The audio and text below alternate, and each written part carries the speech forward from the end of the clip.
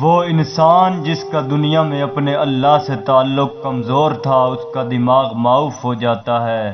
دنیا میں جن چیزوں سے اسے پیار تھا، اب وہی چیزیں اس کے سامنے اس کا خدا بن کر آنا شروع ہو جاتی ہیں، اور وہ کہتا ہے یہی میرا خدا ہے۔ دنیا میں اللہ کو یاد رکھنے والے اور اس کے دین کے مطابق زندگی گزارنے والے کا ذہن صاف ہوتا ہے۔ وہ فوری جواب دیتا ہے، میرا رب رب العالمین ہے، وہ اکیلا ہے جس کا کوئی شریک نہیں، اس کی زمین اور آسمان پر بادشاہی ہے، وہی زبردست حکمت والا ہے۔ تین انسان تین چیزوں سے محروم رہیں گے: غصے والا صحیح فیصلے سے، کیونکہ غصہ عقل کو کھا جاتا ہے; جھوٹا عزت سے، کیونکہ جھوٹ ہمیشہ انسان کی سچائی کو کھا جاتا ہے; اور جلد باز کامیابی سے، کیونکہ ہمارے پیارے آقا اللہ کے رسول صلی اللہ علیہ وآلہ وسلم نے فرمایا،